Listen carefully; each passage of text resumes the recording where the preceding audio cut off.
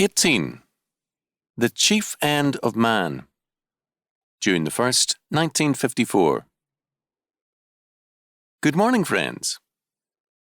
Different people have at different times proposed lists of key moments in history, each according to his presuppositions.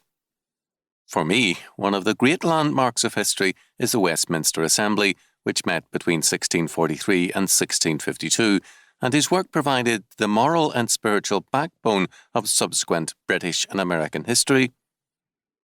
One of the products of that assembly was the Shorter Catechism, the first statement of which is one of the best known in all literature.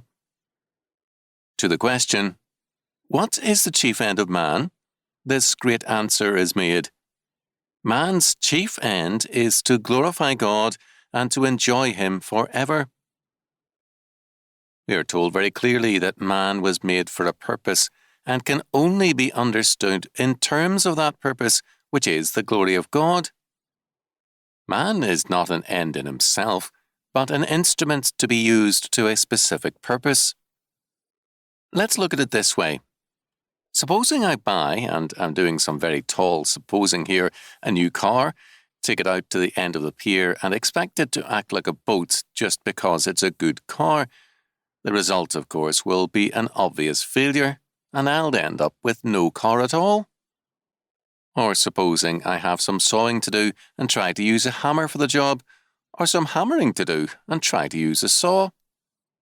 The stupidity of such confusion is transparent. But this is the kind of thing we are constantly attempting to do with ourselves.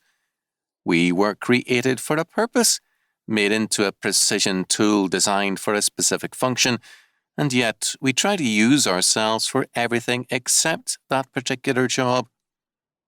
The function for which God created us is His service and glory, and to apply our lives to any other task is to misuse ourselves and to evade our responsibility. At the heart of the frustration of modern man is this realization: no matter what he does, he doesn't fit. He can't find himself in all his seeking and his activity because in all these things he is running away from his created function, the glory of God. We shall never find ourselves until we have first of all found the Lord, nor shall we truly live until we begin to live for Him. As Augustine said, "Our hearts are restless until they rest in Thee." The purpose of our lives, therefore, is understandable only in terms of God, and the more we try to live to ourselves, the more meaningless and frustrating our lives will be. The more we live to ourselves, the less alive we are. We must deny ourselves in order to live. As Jesus declared, we must lose our life in order to find it. Matthew 10:39.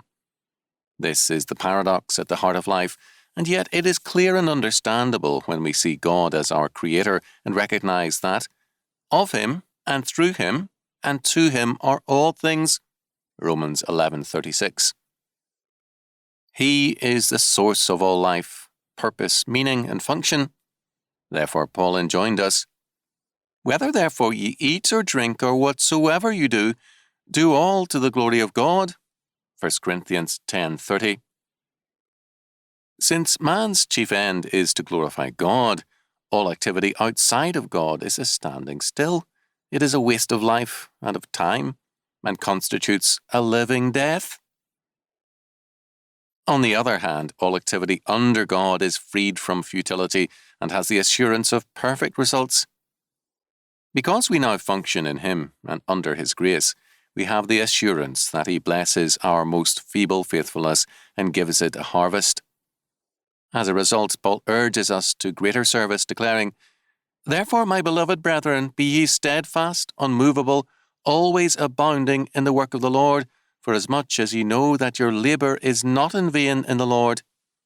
1 Corinthians 15:58. There is more, however, than this to the promise given to us when we live according to our creation purpose. Our chief end is not only to glorify God, but also to enjoy Him forever. This is the surest dimension of Christian faith, one of the quickest ways to recognize true living in the Lord. The man who lives according to the purpose for which he was created knows the joy of fulfillment in Christ and the victory of his presence, even amidst outward defeat. How do we enjoy God?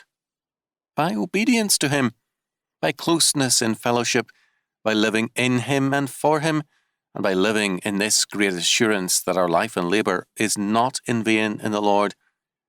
To enjoy God is to know Him in the person of His Son Jesus Christ, and to recognize the redeeming love that is present in Him. Only when we truly enjoy God can we truly enjoy life, because it is only then that we are reconciled with ourselves. God in Christ has made reconciliation with us, and in that peace we find peace with man and with ourselves. Then we have life, and have it more abundantly, for, quote, "He that hath the Son hath life," 1 John 5:12. When He stills that warfare within us that constantly threatens our souls, He gives us a life that has victory and joy. When man lives according to his chief end, the result for him is this joy and victory. Nothing in life has anything for him apart from the Lord, as the psalmist declared, "Whom have I in heaven but Thee? And there is none upon the earth that I desire beside Thee. My flesh and my heart faileth, but God is the strength of my heart and my portion forever." Psalm 73:25 and 26. What is the chief end of man? Man's chief end is to glorify God and to enjoy Him forever.